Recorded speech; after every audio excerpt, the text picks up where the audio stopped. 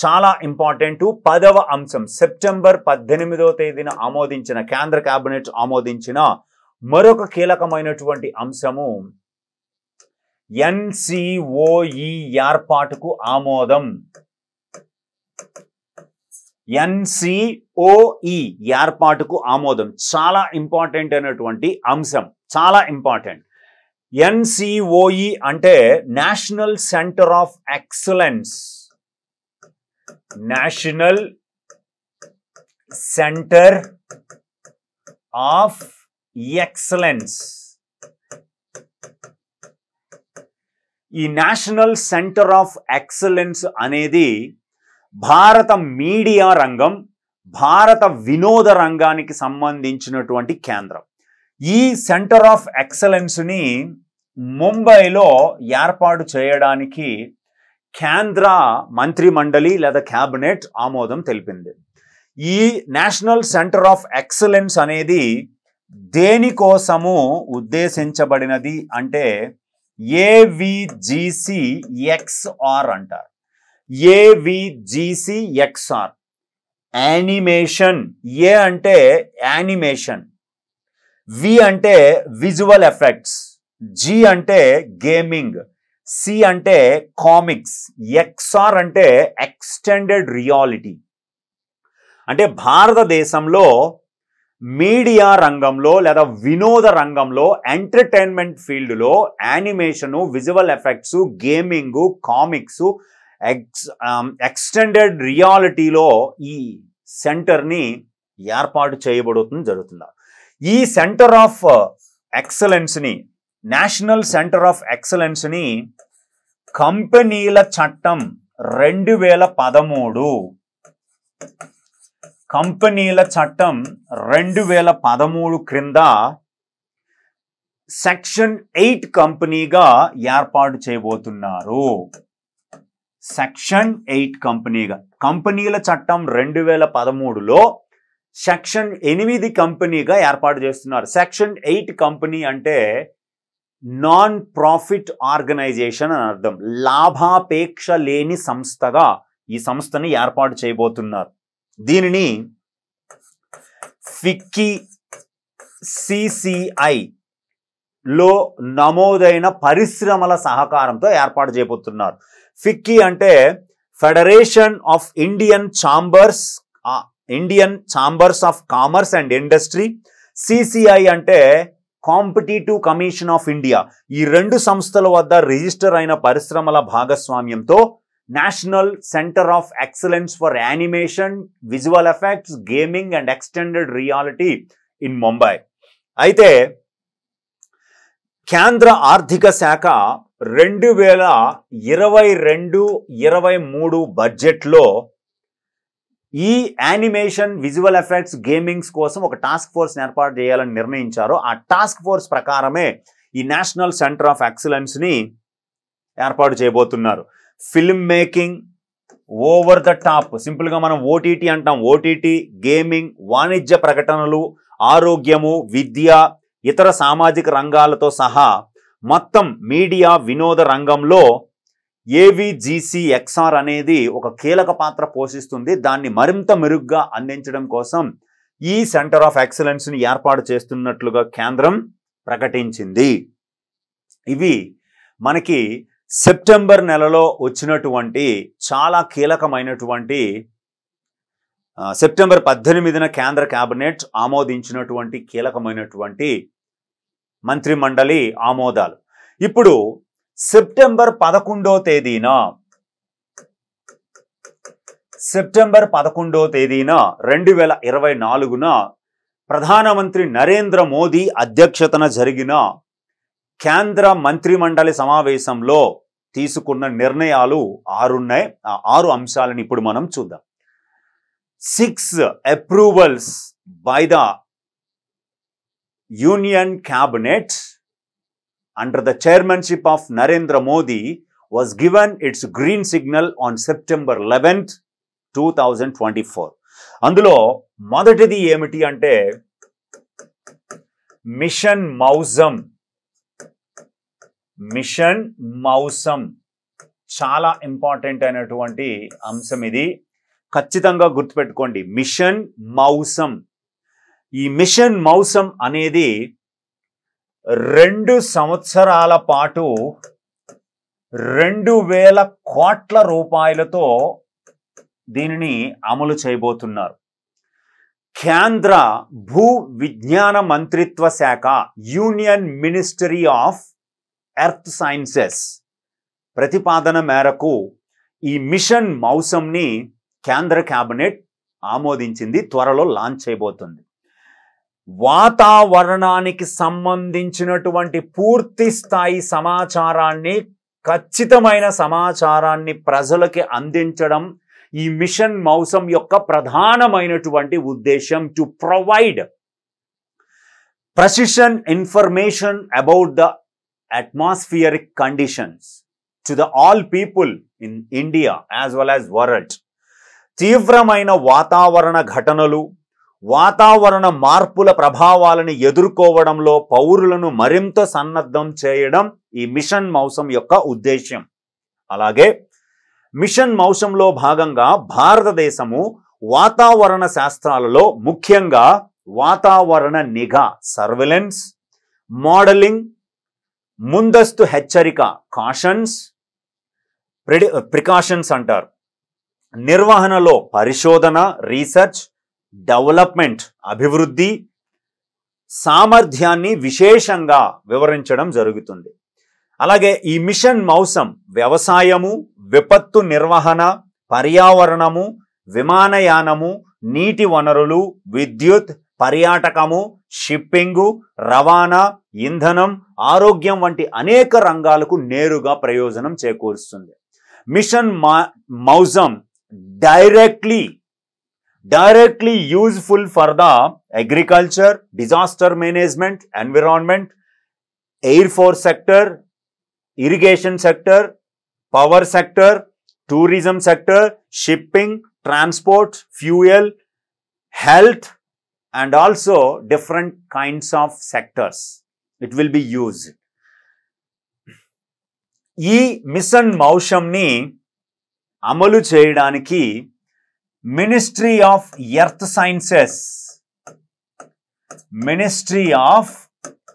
Sciences కి చెందినటువంటి 3 కీలకమైనటువంటి సంస్థలు సహకరించబోతున్నాయి. 3 సంస్థలు దీన్ని అమలు చేస్తున్నాయి. ఆ 3 సంస్థలకి ఈ పథకాన్ని అమలు చేయడానికి మరొక 3 సంస్థలు సహకరించబోతున్నాయి. అందులో మొదటిది IMD అమలు చేయబోతుంది. మిషన్ మౌసంని అమలు చేయబోతున్న 3 సంస్థలు. IMD, ఇండియన్ మెటీరియోలాజికల్ డిపార్ట్మెంట్, ఢిల్లీలో ఉంది. రెండవది IITM Pune, Indian Institute of Tropical Meteorology, Pune. మూడవది NCMRWF, National Centre for Medium Range Weather Forecasting, ఇది గ్రేటర్ నోయిడా, ఉత్తరప్రదేశ్లో ఉంది.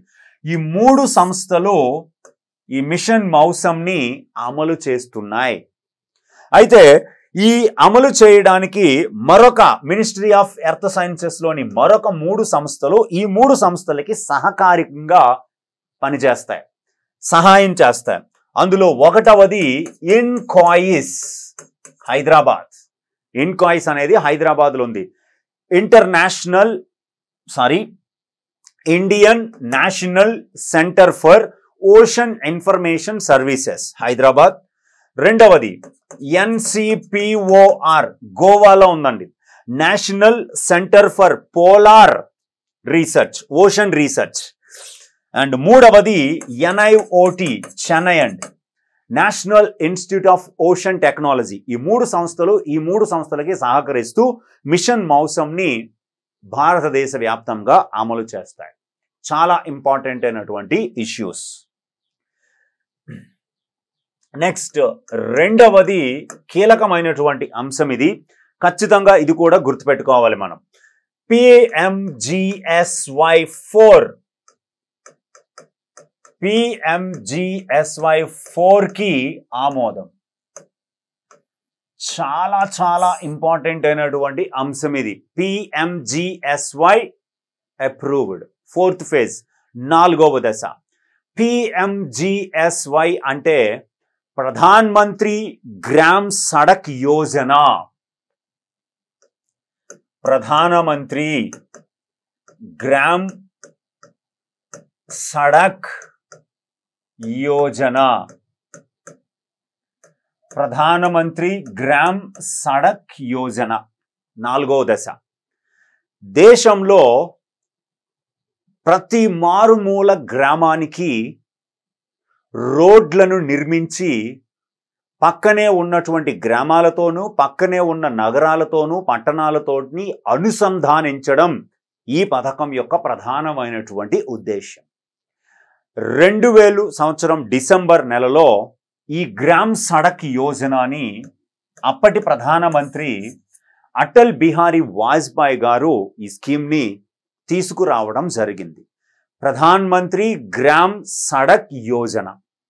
అయితే ఈ పథకం యొక్క 4వ దశని ఇప్పుడు కేంద్ర మంత్రి మండలి ఆమోదించడం జరిగింది.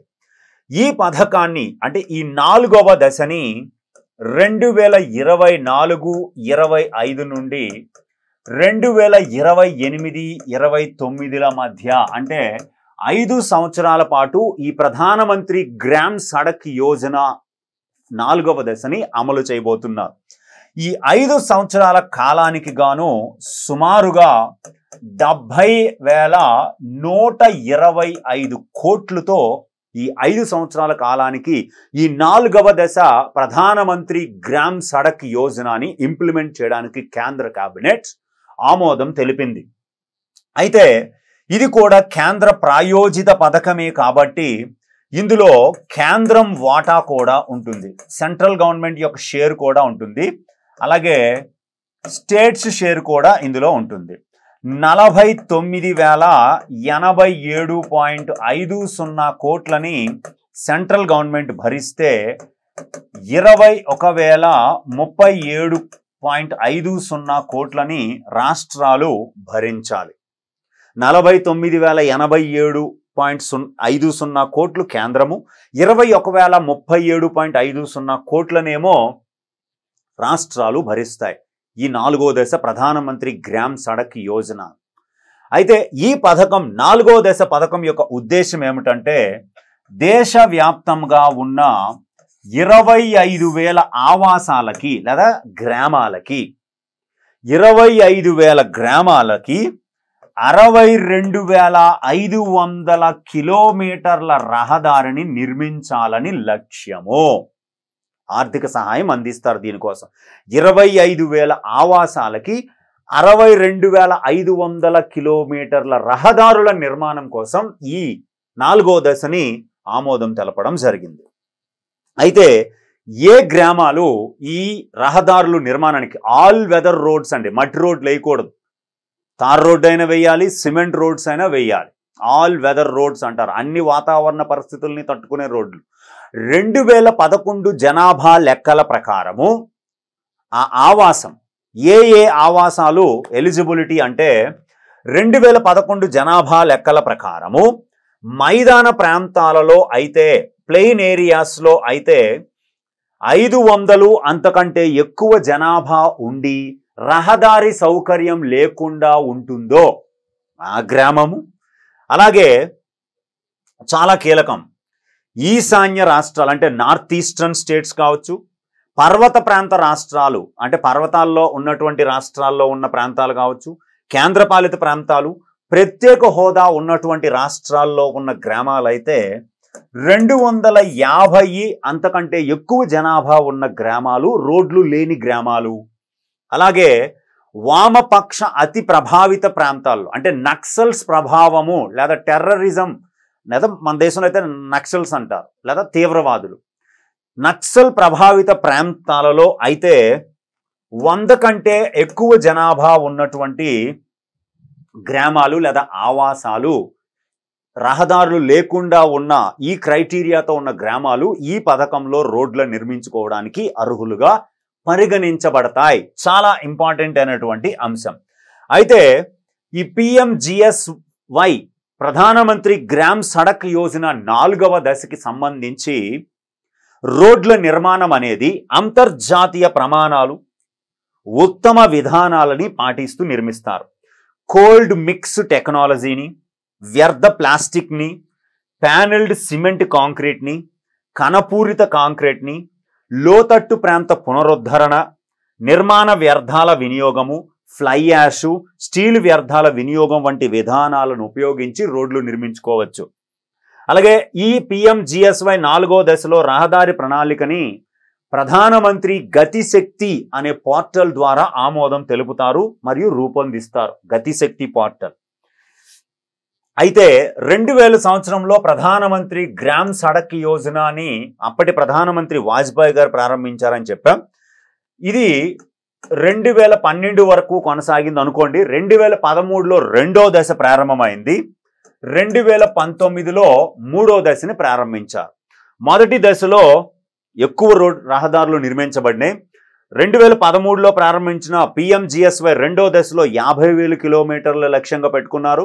2019లో 1,25,000 కిలోమీటర్ల లక్ష్యంగా పెట్టుకున్నారు. ఇప్పుడు 4వ దశలో మనకి 62,500 కిలోమీటర్లు లక్ష్యంగా పెట్టుకోవడం జరిగింది. చాలా ఇంపార్టెంట్ ఈ ప్రధానమంత్రి గ్రామ్ సడక్ యోజన అనేటువంటి ఈ స్కీమ్. దీని తర్వాత మరొక కీలకమైనటువంటి అంశము PM E-డ్రైవ్ పథకం ఆమోదం. PM E-డ్రైవ్ పథకం ఆమోదం చాలా ఇంపార్టెంట్ అయినటువంటి అంశము. ఖచ్చితంగా మనకి ప్రశ్న కూడా వచ్చే అవకాశం ఉంది. ఎందుకంటే అంత ఈ మొబిలిటీ, ఎలక్ట్రికల్ వెహికల్స్ ఉపయోగము, కాలుష్యాన్ని తగ్గించడం, 2070 నాటికి భారతదేశం నెట్ జీరో లక్ష్యాన్ని చేరుకోవడం అనేది లక్ష్యాలు. కాబట్టి ఇప్పుడు అంతా ఎలక్ట్రిక్ ఎలక్ట్రిక్ ఎలక్ట్రిక్. ఈ అనేది చాలా ఇంపార్టెంట్. ఒకటే గుర్తుపెట్టుకోండి, ఎక్కడైనా మీకు E2W కనబడితే అది ఎలక్ట్రిక్ 2 వీలర్ అని అర్థం. అలాగే E3W కనబడితే ఎలక్ట్రిక్ 3 వీలర్ అని అర్థము. ఈ బస్సెస్, ఈ అంబులెన్సెస్ అంటే ఎలక్ట్రిక్ వాహనాలు, ఎలక్ట్రిక్ బస్సులు, ఎలక్ట్రిక్ అంబులెన్సులు, ఈ ట్రక్స్ అంటే ఎలక్ట్రిక్ ట్రక్కులు, విద్యుత్ ట్రక్కులు అని అర్థం. అయితే PM E-డ్రైవ్ అంటారు. దీనికి అబ్రివేషన్ ఉంది, దాన్ని ఒకసారి చూద్దాం. PM E అంటే ఎలక్ట్రిక్, D అంటే డ్రైవ్, R అంటే రివల్యూషన్, ఇన్, I అంటే ఇన్నోవేటివ్, V అంటే వెహికల్, E అంటే ఎన్హాన్స్మెంట్. ప్రధానమంత్రి electric drive revolution in innovative vehicle enhancement. ఈ పథకానికి, PM E-రైడ్ పథకానికి కేంద్ర ప్రభుత్వ మంత్రి మండలి ఆమోదం తెలిపింది సెప్టెంబర్ 11వ తేదీన. దీని ప్రకారము కేంద్ర భారీ పరిశ్రమల మంత్రిత్వ శాఖ ప్రతిపాదన మేరకు ఈ PM E-డ్రైవ్ పథకాన్ని ఆమోదించారు. దీనిని కూడా వచ్చే 2 సంవత్సరాల పాటు సుమారుగా 10,900 కోట్ల రూపాయలతో అమలు చేయబోతున్నారు. It will be implemented with an budget outlay of 10,900 crore for next 2 years. అయితే ఈ పథకం క్రింద ఎలక్ట్రిక్ ద్విచక్ర వాహనాలు, ఎలక్ట్రిక్ త్రిచక్ర వాహనాలు, ఎలక్ట్రిక్ అంబులెన్సులు, ఎలక్ట్రిక్ బస్సులు, ఎలక్ట్రిక్ ట్రక్కులని ప్రోత్సహించడం కోసం ఈ బడ్జెట్లో సుమారుగా 3,679 కోట్ల రూపాయల సబ్సిడీని అందించబోతున్నారు. నేను కొన్నాను అనుకోండి, నేను కొన్నప్పుడు నాకు సబ్సిడీని ప్రభుత్వం అందిస్తుంది. అలాగే ఈ పథకము ద్వారా సుమారుగా 24.79 లక్షల ఎలక్ట్రిక్ 2 వీలర్సు, అలాగే 3.16 లక్షల ఎలక్ట్రిక్ 3 వీలర్సు, 14,028 ఎలక్ట్రిక్ బస్సులని వినియోగంలోకి వస్తాయి ఈ పథకం వల్ల అని లక్ష్యంగా పెట్టుకున్నారు. PM E-డ్రైవ్ అనే పథకము ద్వారా 24.79 లక్షల ద్విచక్ర వాహనాలు, ఎలక్ట్రిక్ వాహనాలు, 3.16 లక్షల త్రిచక్ర అంటే ఆటో రిక్షాలు, 14,028 బస్సులు వినియోగంలోకి వస్తాయన్నట్టుగా ఒక అంచనా వేశారు. అయితే ఈ 14,028 ఎలక్ట్రిక్ బస్సులని దేశంలో డిమాండ్ ఆధారంగా 9 నగరాలలో తీసుకురాబోతున్నారు. 40 లక్షలు అంతకంటే ఎక్కువ జనాభా ఉన్న నగరాలలో ఈ 9 నగరాల్లో ఈ 14,028 బస్సులని తీసుకురాబోతున్నారు. ఢిల్లీ, ముంబై, కోల్కతా, చెన్నై, అహ్మదాబాద్, సూరత్, బెంగళూరు, హైదరాబాద్, పూణే ఈ 9 నగరాల్లో తీసుకురాబోతున్నారు. అలా వీటితో పాటుగా ఛార్జింగ్ పాయింట్స్ని కూడా ఎక్కువగా తీసుకురావాలని నిర్ణయించారు. 2,000 కోట్లు ఛార్జింగ్ పాయింట్స్ కోసమే కేటాయించడం జరిగింది. చాలా చాలా ఇంపార్టెంట్. సింపుల్గా ఎలక్ట్రిక్ వాహనాల వినియోగాన్ని ప్రోత్సహించడం, ఆ ఎలక్ట్రిక్ వాహనాల వినియోగాలు చేసిన వారికి సబ్సిడీలు అందించడం, ఎలక్ట్రిక్ వాహనాలకి ఛార్జింగ్ స్టేషన్లు నిర్మించడం ఈ పిఎంఈ డ్రైవ్ యొక్క ప్రధానమైనటువంటి ఉద్దేశ్యం. ఓకే, చాలా కీలకమైనటువంటి పథకం ఇది. నెక్స్ట్, ఇది కూడా మరొక కీలకమైనటువంటి అంశము. దాన్ని ఒకసారి చూద్దాం. పిఎస్ఎం పథకం ఆమోదం. పిఎస్ఎం పథకం ఆమోదం చాలా ఇంపార్టెంట్ అయినటువంటి స్కీమ్ ఇది. Most important scheme. పిఎస్ఎం అంటే ఇక్కడ పి అంటే పిఎం, ఈ బస్, ఈ బస్ సేవా పేమెంట్, ఈ బస్ సేవా payment security mechanism. Security mechanism చాలా ఇంపార్టెంట్. ఎవరైతే ఎలక్ట్రిక్ బస్సులని పబ్లిక్ ట్రాన్స్పోర్ట్లో కొనుగోలు చేసి వినియోగిస్తున్నారో, అంటే మన తెలంగాణలో అయితే టీజీఆర్టీసీ, ఏపీలో అయితే ఏపీఎస్ఆర్టీసీ, అంటే వీటిని పబ్లిక్ ట్రాన్స్పోర్ట్ అథారిటీస్ అంటారు. వీరు ఎలక్ట్రిక్ బస్సుల్ని కొనుగోలు చేసి ఉపయోగించినప్పుడు దానికి అవసరమైన పేమెంట్స్ కోసం ఒక సెక్యూరిటీ మెకానిజంని ఆమోదించడం జరిగింది. దాన్నే పిఎంఈ బస్ సేవా పేమెంట్ సెక్యూరిటీ మెకానిజం అంటారు. సింపుల్గా పిఎస్ఎం అని పిలుస్తారు. ఇది ఎలక్ట్రిక్ బస్సుల, సింపుల్గా గుర్తుపెట్టుకోండి, ప్రజా రవాణా సంస్థలు ఎలక్ట్రిక్ బస్సులు కొనుగోలు మరియు ఎలక్ట్రిక్ బస్సుల నిర్వహణ కోసం ఈ పథకాన్ని తీసుకొచ్చారు. ఎలక్ట్రిక్ బస్సుల కొనుగోలు, ఎలక్ట్రిక్ బస్సుల నిర్వహణ కోసం పబ్లిక్ ట్రాన్స్పోర్ట్ అథారిటీస్ కోసం ఈ పథకాన్ని ఆమోదించడం జరిగింది. ఈ పథకానికి ఎంత కేటాయించారు నిధులు అంటే 3,435.33 కోట్లు. 3,435.33 crores have been allocated for this scheme. చాలా ఇంపార్టెంట్. ఈ పథకాన్ని 5 సంవత్సరాల పాటు అమలు చేయబోతున్నారు. 2024-25 నుంచి 2028-29 సంవత్సరాల మధ్య 5 సంవత్సరాల పాటు ఈ స్కీమ్ని అమలు చేయబోతున్నారు. ఈ స్కీమ్లో భాగంగా 38,000కు పైగా ఎలక్ట్రిక్ బస్సుల కొనుగోలుకి పబ్లిక్ రవాణా సంస్థలకి, ప్రజా రవాణా సంస్థలకి అనుమతులు వస్తాయి. తద్వారా వీళ్ళు బస్సులు కొనుగోలు చేసి నిర్వహించుకోవచ్చు. ఈ బస్సులు ఎవరైతే ప్రారంభించారో ఆ ప్రారంభించిన నాటి నుండి 12 సంవత్సరాల పాటు ఈ బస్సుల నిర్వహణ కోసం ఈ పథకము తోడ్పాటును అందిస్తుంది. 12 సంవత్సరాల పాటు ఈ పిఎంఎస్ స్కీము తోడ్పాటుని ఆ ప్రజా రవాణా సంస్థలకి అందించడం జరుగుతుంది. చాలా కీలకమైనటువంటి అంశం ఇది, ఖచ్చితంగా గుర్తుపెట్టుకోండి. అలాగే దీని తర్వాత 5వది, ఓవరాల్గా 15వది, 5వది సెప్టెంబర్ 11 అయితే 5వది, ఓవరాల్గా కేంద్ర కేబినెట్ అనుమతుల్లో అయితే ఇది 15వది. జల విద్యుత్ కేంద్రాలు. జల విద్యుత్ కేంద్రాలు అనేది సింపుల్గా హెడ్డింగ్ పెడతాను, మిగతాది మనం డిస్కస్ చేద్దాం. Hydro power projects. Hydro electric projects అంటారు దీన్ని. అయితే సాధారణంగా ఈ జల విద్యుత్ కేంద్రాలు మొత్తం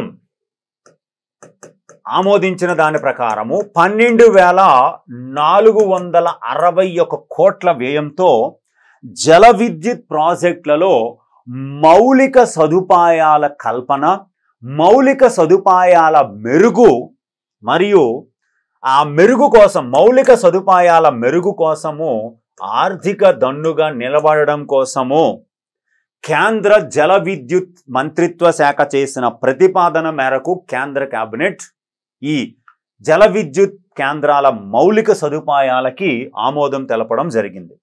ఈ పథకము 2024-25 సంవత్సరం నుంచి 2031-32 అంటే సుమారుగా 8 సంవత్సరాల పాటు ఈ జల విద్యుత్ కేంద్రాల మౌలిక సదుపాయాల మద్దతు పథకాన్ని అమలులో ఉండేలా ప్రకటిస్తున్నారు. ఈ పథకము, ఈ ఆర్థిక మద్దతు పథకము ద్వారా లేదా బడ్జెట్ మద్దతు పథకము ద్వారా 8 సంవత్సరాల్లో 31,350 మెగావాట్ల విద్యుత్ ఉత్పత్తి లక్ష్యంగా పెట్టుకున్నారు. మౌలిక సదుపాయాలని మెరుగుపరిచి 31,350 మెగావాట్ల విద్యుత్ ఉత్పత్తి లక్ష్యంగా పెట్టుకున్నారు.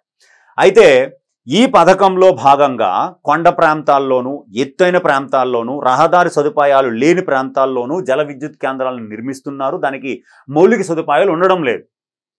దానికోసమని ఇందులో ఈ ఆర్థిక దన్ను లేదా బడ్జెట్ దన్నులో భాగంగా ఈ పథకంలో 4 అంశాలను చేర్చారు. రహదారులు, వంతెనలు నిర్మించడమే, జల విద్యుత్ కేంద్రానికి వెళ్ళడానికి రహదారులు, ఎక్కడైతే వంతెనలు అవసరమో వంతెనలు నిర్మించడమే కాకుండా కేంద్ర రాష్ట్ర ట్రాన్స్మిషన్ సదుపాయం పూలింగ్ సబ్స్టేషన్ను అప్గ్రేడ్ చేయడంతో పాటుగా పవర్ హౌస్ నుండి సమీప పూలింగ్ పాయింట్కి ట్రాన్స్మిషన్ లైన్ ఏర్పాటు చేసుకోవడం, 2 రోప్ వేల్ నిర్మించడం, 3 అనుబంధ రైలు మార్గాలు నిర్మించడం, 4 కమ్యూనికేషన్ సదుపాయాలని కల్పించడం అనే మౌలిక సదుపాయాల కల్పనని అందించాలి. అయితే ట్రాన్స్పరెంట్గా లైసెన్సులు పొంది జల విద్యుత్ ప్రాజెక్టులు ఏవైతే భారతదేశంలో ఉన్నాయో 25 మెగావాట్లు అంతకంటే ఎక్కువ విద్యుత్ ఉత్పత్తి, జల విద్యుత్ ఉత్పత్తి సామర్థ్యం కలిగిన ప్రైవేటు సంస్థలతో సహా ఈ బడ్జెట్ మద్దతుకి అర్హులవుతాయి. అలాగే 30 జూన్ 2028 నాటికి అనుమతులు పొందినటువంటి మొదటి ప్రాధాన్య ప్యాకేజీ లెటర్ ఆఫ్ అవార్డు జారీ చేసిన ప్రాజెక్టులు అన్నింటికీ కూడా ఈ పథకము వర్తిస్తుంది. చాలా ఇంపార్టెంట్, ఖచ్చితంగా గుర్తుపెట్టుకోవాలి. నెక్స్ట్ మనకి 6వది, సెప్టెంబర్ 11 ఆమోదించిన 6వది ABPM జాయ్ పథకము. చూడండి, ఏబి అంటే మనకి తెలుసు ఆయుష్మాన్ భారత్, ఆయుష్మాన్ భారత్. పిఎం అంటే తెలిసిందే ప్రధానమంత్రి, ప్రధానమంత్రి. జాయ్ అంటే ఇది కూడా చాలా ఇంపార్టెంట్, జన ఆరోగ్య యోజన, జన ఆరోగ్య యోజన. ఇంగ్లీష్లోనైనా అదే, తెలుగులోనైనా అదే. ఆయుష్మాన్ భారత్ ప్రధానమంత్రి జన్ ఆరోగ్య యోజన. ఈ పథకాన్ని మరలా కొత్తగా కేంద్ర కేబినెట్ ఆమోదించడం జరిగింది.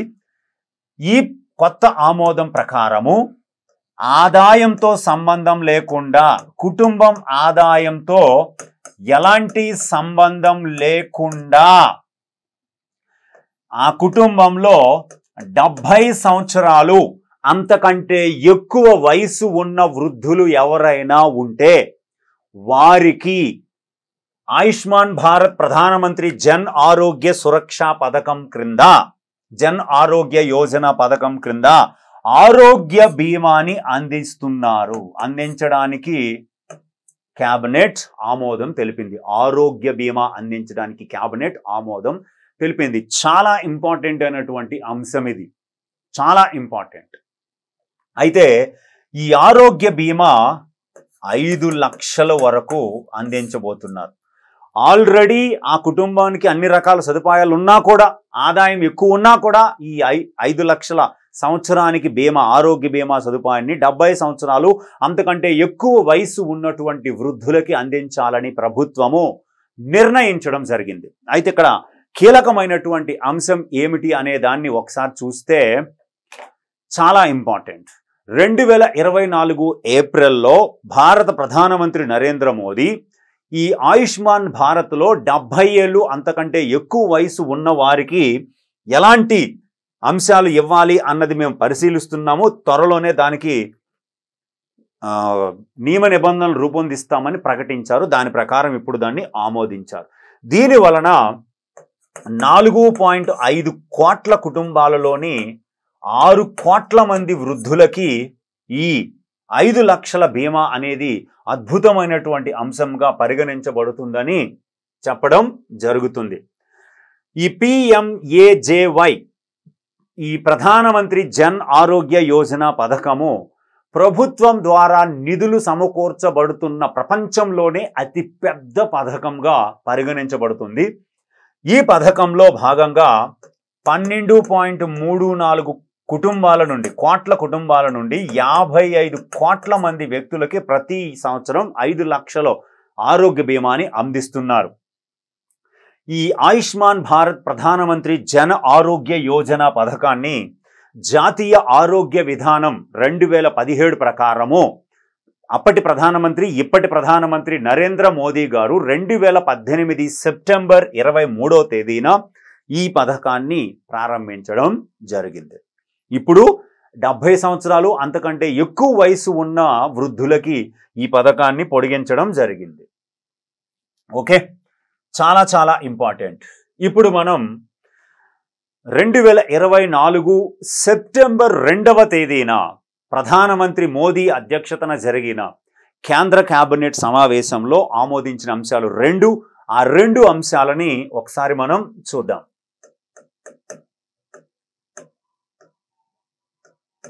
సెమీ కండక్టర్ యూనిట్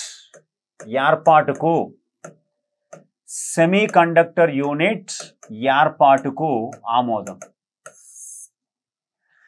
దేశవ్యాప్తంగా ఎలక్ట్రానిక్స్ రంగంలో సెమీ కండక్టర్స్ అనేవి చాలా కీలకమైన పాత్ర పోషిస్తున్నాయి. ఆ సెమీ కండక్టర్స్ని ప్రస్తుతం భారత్, తైవాన్ లాంటి దేశాల నుంచి దిగుమతి చేసుకోవడం జరుగుతూ ఉంది. దాన్ని దృష్టిలో పెట్టుకొని భారత ప్రభుత్వము సెమీ కండక్టర్స్ పాలసీని ప్రకటించడం, దాని ప్రకారము కంపెనీలు ఎస్టాబ్లిష్ చేస్తున్న వారికి అనుమతులు మంజూరు చేయడం జరుగుతూ ఉంది. వాటిని ఒకసారి మనం చూద్దాం.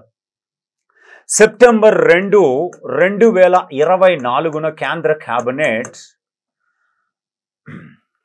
కేయిన్స్ చాలా ఇంపార్టెంట్ అయినటువంటి అంశము, ఇది గుర్తుపెట్టుకోండి. Kaynes SEMICON private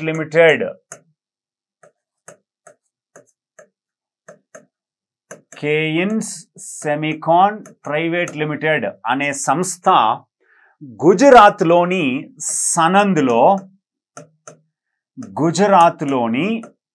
సనంద్లో semi conductor యూనిట్ని ఏర్పాటు చేయడానికి కేంద్ర కేబినెట్ సెప్టెంబర్ 2న అనుమతులు మంజూరు చేసింది. అయితే ఈ యూనిట్ యొక్క పెట్టుబడి విలువ 3,300 కోట్లు. ఈ యూనిట్ గనక పని ప్రారంభిస్తే సంవత్సరానికి రోజుకి 60 లక్షల సెమీ కండక్టర్లని రోజుకి ఇది ఉత్పత్తి చేసే సామర్థ్యాన్ని కలిగి ఉంటుందని ప్రకటించారు. అయితే బ్యాక్గ్రౌండ్కి మనం ఒక్కసారి వెళితే చాలా ఇంపార్టెంట్ అయినటువంటి అంశం, ఇక్కడ సెమీ కండక్టర్లు అనేవి పారిశ్రామిక రంగంలోను, ఆటోమొబైల్స్ రంగంలోను, విద్యుత్ వాహనాలు ఎలక్ట్రిక్ వెహికల్స్లోను, కన్స్యూమర్ ఎలక్ట్రానిక్స్ వినియోగదారులు ఉపయోగించే ఎలక్ట్రానిక్ వస్తువుల్లో అంటే సెల్ ఫోన్స్ లాంటివి, టెలికాం సెక్టర్స్లోను, మొబైల్స్లోను ఎక్కువగా వాడుతూ ఉంటారు. అయితే భారతదేశానికి సంబంధించిన బ్యాక్గ్రౌండ్కి వెళ్తే 2021 డిసెంబర్ 21న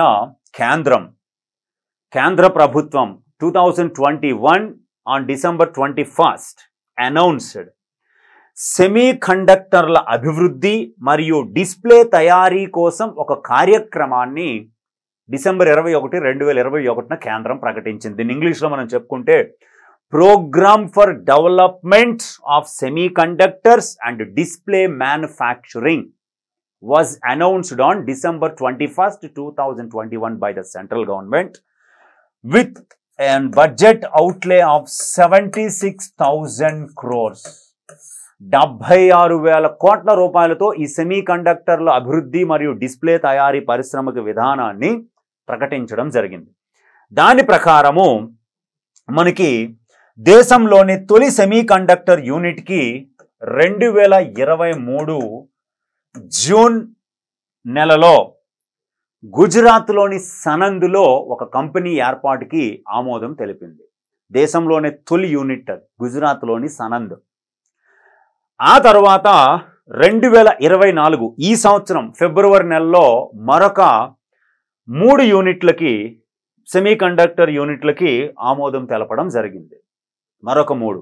ఇప్పుడు ఓవరాల్గా గుజరాత్లో సనంద్లో సిజీ పవర్ అనే సంస్థ, అలాగే గుజరాత్లోని ధోలేరాలో టాటా ఎలక్ట్రానిక్స్ అనే సంస్థ, మళ్ళీ అస్సాంలోని మోరీగాంలో టాటా ఎలక్ట్రానిక్స్ అనే సంస్థ, గుజరాత్లోని సనంద్లో కెయిన్స్ అనేటువంటి ఒక సంస్థ సెమీకండక్టర్ యూనిట్స్ని ఏర్పాటు చేయడానికి ఆమోదాలు పొందడం జరిగింది. అలాగే ఈ 4 కంపెనీలు కూడా ప్రొడక్ట్స్ని ప్రారంభిస్తే, ఉత్పత్తిని ప్రారంభిస్తే మొత్తంగా 1.5 లక్షల కోట్లు అంటే 1,50,000 కోట్ల పెట్టుబడి దేశంలోకి వస్తుంది. అలాగే రోజుకి 7 కోట్ల చిప్పులని ఇవి తయారు చేయగలుగుతాయి. దీనివలన దిగుమతులను తగ్గించుకోవచ్చు అనేది లక్ష్యంగా మనం పెట్టుకున్నాం. కాబట్టి ఇది చాలా important. And the last for the cabinet approvals in the month of September 2024 2024 cabinet ఆమోదాల్లో చిట్ట చివరిది 18వ అంశము రైతుల కోసం 7 పథకాలు. రైతుల కోసం 7 పథకాలుకి ఆమోదం. రైతుల కోసం, రైతుల జీవితము, జీవనోపాధి మెరుగు కోసము 7 పథకాలకి కేంద్ర క్యాబినెట్ ఆమోదం తెలిపింది. For the lives and livelihoods of the farmers in the country cabinet approved 7 different schemes. అయితే ఈ 7 పథకాల కోసము 14,235.30 కోట్ల రూపాయలు బడ్జెట్ని ప్రకటించారు. 14,235.30 crores of budget outlay. The 7 schemes will be implemented and improve the lives and livelihood of the farmers in the country. అందులో 1వ స్కీమ్ ఏమిటంటే digital agriculture machine. Digital agriculture machine, dam అంటారు దీన్ని సింపుల్గా. డిజిటల్ అగ్రికల్చర్ మిషన్ చాలా important అయినటువంటి అంశం. Digital మౌలిక సదుపాయాల పునాది ఆధారంగా రైతుల జీవితాల మెరుగు కోసం ఈ పథకాన్ని తీసుకొచ్చారు. ఈ డిజిటల్ అగ్రికల్చర్స్కి మిషన్కి 2,817 కోట్లని కేటాయించారు. ఇందులో కేంద్రము 1940 కోట్లు, రాష్ట్రాలు 877 కోట్లు దీనికి కేటాయించాలి. దీన్ని డిఐఎంలో మొత్తంగా మనం ఎందుకంటే డిజిటల్ వ్యవసాయ కార్యక్రమాలకి మద్దతు ఇవ్వడం, అన్ని రకాల వ్యవసాయ కార్యక్రమాలని ఒకే గొడుగు కిందకు తీసుకురావడం దీని ప్రధాన లక్ష్యంగా పెట్టుకుంది. వ్యవసాయ రంగంలో డిజిటల్ పరివర్తన కోసం 2023-24 లాస్ట్ ఇయర్ కేంద్ర బడ్జెట్లో వ్యవసాయానికి సంబంధించిన డిజిటల్ పబ్లిక్ ఇన్ఫ్రాస్ట్రక్చర్ డిపిఐ అంటారు, డిపిఐను రూపొందిస్తున్నట్లుగా 2023-24 కేంద్ర బడ్జెట్లో ఇప్పటి ఆర్థిక మంత్రి నిర్మలా సీతారామన్ ప్రకటించారు డిజిటల్ పబ్లిక్ ఇన్ఫ్రాస్ట్రక్చర్. అలాగే లేటెస్ట్ బడ్జెట్ 2024-25 బడ్జెట్లో ఈ డిపిఐని మరింత మెరుగుపరుస్తామని ప్రకటించడం జరిగింది. అయితే ఈ డిపిఐల యొక్క లక్ష్యం ఏమిటి? డిజిటల్ పబ్లిక్ ఇన్ఫ్రాస్ట్రక్చర్ యొక్క లక్ష్యం ఏమిటంటే దేశంలో ఉన్న రైతుల ప్రామాణిక జనాభా వివరాలు, వారి దగ్గర ఉన్నటువంటి భూమి వివరాలు, అలాగే సాగులో ఉన్నటువంటి పంటల వివరాలని నమోదు చేసి డిజిటల్ పబ్లిక్ ఇన్ఫ్రాస్ట్రక్చర్లో అప్లోడ్ చేస్తారు. అయితే ఈ డిజిటల్ అగ్రికల్చరల్ మిషన్ అనేటువంటి దీనిలో మొత్తం మనకి 3 డిపిఐలు ఉన్నాయి. ఆ 3 డిపిఐలో ఒకటవది AgriStack. Digital Agriculture Mission has 3 DPIs. Number 1 is AgriStock. Number 2 is Krishi Decision Support System, CDSS. KDSS, Krishi Decision Support System. మూడవది Soil Profile Mapping, SPM. Soil Profile Mapping అనేది చాలా కీలకం. ఓకే, అయితే అందులో మనం అగ్రిస్టాక్ గురించి ఒక్కసారి తీసుకుంటే అగ్రిస్టాక్ ఇది రైతు కేంద్రిత DPI. It is farmer centric digital public infrastructure. రైతు కేంద్రిక డిపిఐ ఇది రైతులకు సమర్థవంతమైన, సులభమైన, వేగవంతమైన సేవలని అందిస్తుంది. దీనిని కేంద్ర రాష్ట్ర ప్రభుత్వాలకు చెందిన వివిధ సంస్థల మధ్య సహకార ప్రాజెక్టుగా రూపొందించారు. అగ్రిస్టాక్ వ్యవసాయ రంగంలో 3 ప్రాథమిక రిజిస్టర్లని కలిగి ఉంటుంది. It has 3 registries. ఆ 3 రిజిస్ట్రీస్లో ఒకటోది ఫార్మర్స్ రిజిస్ట్రీ,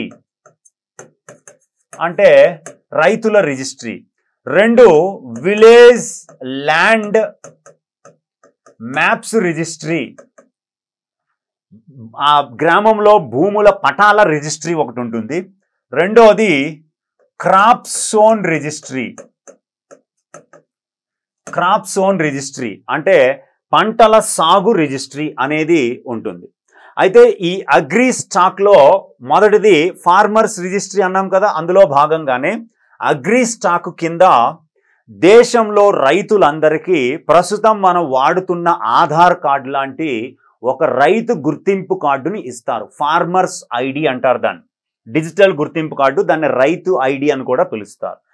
ఇది ఒక విశ్వసనీయమైనటువంటి గుర్తింపు కార్డుగా పరిగణించబడుతుంది. కిసాన్ కి పెహనాచ్, ఓకే, పెహచాన్. అయితే ఇప్పటికే ఈ డిపిఐలని, డిజిటల్ పబ్లిక్ ఇన్ఫ్రాస్ట్రక్చర్ని దేశవ్యాప్తంగా అమలు చేయడానికి కేంద్ర వ్యవసాయ శాఖతో రాష్ట్రాలు ఒప్పందాలని కుదుర్చుకుంటుండే. సెప్టెంబర్ 2 ఈ 7 పథకాల కేంద్ర కేబినెట్ అనుమతి ఇచ్చే సమయానికి దేశంలోని 19 రాష్ట్రాలు ఈ డిపిఐ కోసమని కేంద్రంతో ఒప్పందం కుదుర్చుకున్నాయి. 19 రాష్ట్రాలు. అంతేకాకుండా దేశంలో రైతులకి గుర్తింపు కార్డు ఇస్తారని చెప్పాం కదండి, రైతు ఐడి, ఆధార్ కార్డు లాంటిది. అలా ఆ రైతులకి గుర్తింపు కార్డు ఇవ్వడానికి దేశంలోని 6 రాష్ట్రాలలో 6 జిల్లాలలో దీన్ని ప్రయోగాత్మకంగా అమలు చేశారు. ఆ 6 రాష్ట్రాల్లో ఒకటి ఉత్తరప్రదేశ్లో ఫరూకాబాద్ అనే జిల్లాలోను, గుజరాత్లో గాంధీనగర్ అనే జిల్లాలోను, మహారాష్ట్రలో బీడ్ జిల్లాలోను, హర్యానాలో యమునానగర్ జిల్లాలోను, తమిళనాడులో విరుద్ నగర్ జిల్లాలోను, పంజాబ్లో ఫతేగఢ్ సాహిబ్ జిల్లాలో దీన్ని అమలు చేశారు. అయితే వచ్చే 3 సంవత్సరాలలో 11 కోట్ల మంది రైతులకి రైతు ఐడీలని, రైతు గుర్తింపు కార్డులని ఇవ్వాలని లక్ష్యంగా పెట్టుకున్నారు. అది ఈ సంవత్సరం 2024-25 సంవత్సరంలో 6 కోట్ల రైతులకి గుర్తింపు కార్డులు ఇవ్వాలని, 2025-26లో 3 కోట్ల రైతులకి గుర్తింపు కార్డులు ఇవ్వాలని, 2026-27లో 2 కోట్ల మంది రైతులకి గుర్తింపు కార్డులు ఇవ్వాలనేది లక్ష్యంగా పెట్టుకున్నారు. అలాగే మనకి సాగులో ఉన్న భూమి రిజిస్ట్రీ అభివృద్ధి కోసం 2023-24లో 14 రాష్ట్రాల్లో డిజిటల్ క్రాప్ సర్వేని 11 రాష్ట్రాలలో డిజిటల్ క్రాప్ సర్వేని నిర్వహించడం జరిగింది. దేశవ్యాప్తంగా డిజిటల్ క్రాప్ సర్వేని లేదా డిజిటల్ పంట సర్వేని వచ్చే 2 సంవత్సరాల నాటికి దేశవ్యాప్తంగా అమలు చేయాలని లక్ష్యంగా పెట్టుకున్నారు. పంటలు, నేల, వాతావరణము, నీటి వనరులు మొదలైన వాటితో రిమోట్ సెన్సింగ్ ఆధారిత సమాచారాన్ని ఏకీకృతం చేయడానికి కృషి డెసిషన్ సపోర్ట్ సిస్టమ్ని ఉపయోగించబోతున్నట్లుగా ప్రకటించారు. ఓకే, ఇది డిజిటల్ అగ్రికల్చర్ మిషన్ అనే 1వ పథకం. అలాగే మనం 2వ పథకాన్ని తీసుకుంటే క్రాప్ సైన్సెస్. 2వ పథకం ఏమిటంటే crop science for food and nutritional security. Nutritional security ఇది 2వ పథకం. దీనిని 3,479 కోట్ల రూపాయలతో అమలు చేయబోతున్నారు. వాతావరణ ఒడిదుడుకులని తట్టుకునేలా రైతులకి అవగాహన కల్పించడం దీని ప్రధానమైన ఉద్దేశ్యం. 3వది strengthening agricultural education, management and social sciences. అంటే దీన్ని 2,291 కోట్లతో ఇంప్లిమెంట్ చేస్తున్నారు. వ్యవసాయ రంగంలో ప్రస్తుతం ఎదురవుతున్న సవాళ్ళని పరిష్కరించేలాగా పరిశోధనలని ప్రస్తుతం చదువుతున్న విద్యార్థులకి పరిశోధనల రంగం వైపు వెళ్ళేలా ప్రోత్సహించడం దీని ఉద్దేశ్యం. నెక్స్ట్ 4వది sustainable livestock. Sustainable livestock health and production. Health and production దీనిని 1,702 కోట్లతో అమలు చేయబోతున్నారు. పశుపోషణ, పాడి పరిశ్రమల ద్వారా వచ్చే ఆదాయాలపైన వాటిని పెంచడం దీని ముఖ్య ఉద్దేశంగా తీసుకొచ్చారు. నెక్స్ట్ 5వది సస్టైనబుల్ డెవలప్మెంట్ ఆఫ్ హార్టికల్చర్. ఉద్యానవన పంటల సాగుకి సంబంధించినటువంటి పథకం ఇది. దాని ద్వారా రైతుల ఆదాయాన్ని పెంచడం లక్ష్యం. దీనిని 1,129.30 కోట్ల రూపాయలతో అమలు చేయబోతున్నారు. నెక్స్ట్ 6వది కృషి విజ్ఞాన్ కేంద్రాస్ బలోపేతం చేయడం. టు స్ట్రెంగ్థెన్ ద కృషి విజ్ఞాన్ కేంద్రాస్ ఆర్ సెంటర్స్. దీన్ని 1,202 కోట్ల రూపాయలతో అమలు చేయబోతున్నారు. అండ్ సహజ వనరుల నిర్వహణ. సహజ వనరుల నిర్వహణ అంటే ఇది మనకి సింపుల్గా to implementing of the natural resources. దీనిని మొత్తంగా 1,115 కోట్ల రూపాయలతో అమలు చేయబోతున్నారు. ఇవి చాలా కీలకమైనటువంటి ఇంపార్టెంట్ అయినటువంటి అంశాలు. కేంద్ర కేబినెట్ 2024 సెప్టెంబర్లో అనుమతి ఇచ్చినటువంటి అంశాలు.